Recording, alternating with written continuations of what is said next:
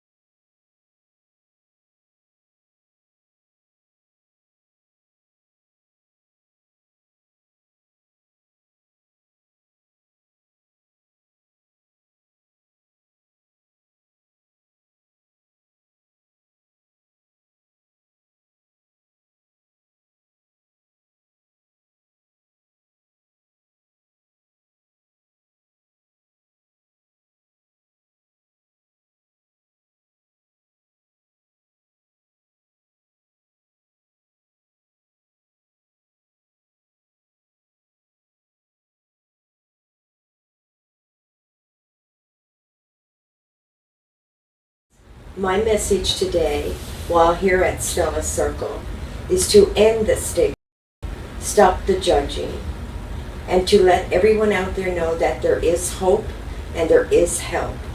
However hard and difficult that may sound, I want you to know there is still hope.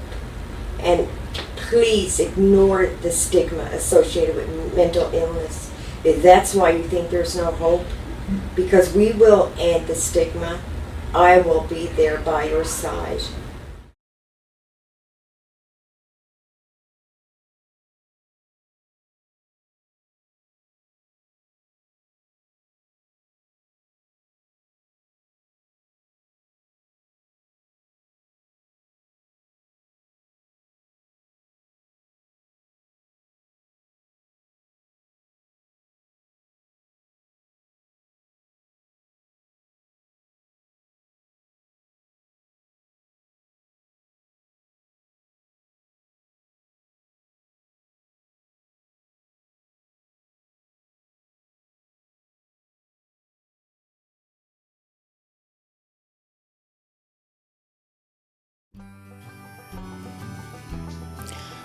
Looking back, I'm sure I've always suffered from a disorder that wasn't properly diagnosed until just recently.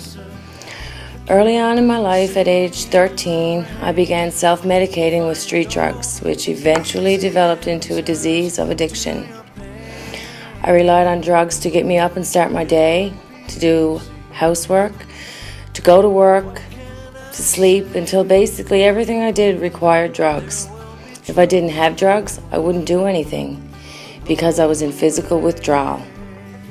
If I wasn't feeling it physically, then my mind would constantly tell me I couldn't do anything without them. I was convinced in my mind that I needed these drugs. I can't believe how overnight drugs destroyed my life. 15 years seems so long when you say it, but looking back, it went so quickly. The damage I did is so irreversible. The lifestyle I lived during my active addiction caused me to push everyone close to me away. Everyone who ever meant anything to me was pushed far, far away, to a point where they were unsure if they still wanted me in their life at all. I lost interest in things that I always enjoyed doing. I lost jobs, quit jobs, missed appointments, had drug-induced rages and binges. Relationships suffered. I lost my kids, lost the trust of my family and friends, missed special occasions, even my kids' birthdays. The feeling of being the cause of your own loneliness and emptiness and pain is awful, especially when you are unaware of why you yourself are to blame for your own pain. And it is pain. It's like I'm bleeding out of my mind. It wasn't until the past few months that I was assessed by a mental health professional and diagnosed with GAD and borderline personality disorder that I could even begin to understand that I can live with a mental illness. I can manage this. But that's not all I am. I have good qualities. I'm a good friend, a good food cook. I'm funny, empathetic, loyal, understanding, I'm trustworthy, easygoing, and creative. I am musically inclined. I try really, really hard, and I love being a mom now. I don't always struggle, and I really enjoy my time with my kids, and they enjoy their time with me, and that's what matters most. I'd like to think that if someone told me how much time drugs would have stolen from me all those years I will never have back, that I never would have touched the drugs. I'd like to think that, but I know it's not that easy. It isn't that simple. Don't be ashamed of your thoughts. Don't be afraid to make someone else aware that you are in crisis. Don't be afraid of that. It doesn't change the greatness in you. It doesn't change who you are. I'm in the middle of this right now, but there's still hope. I know help lives here.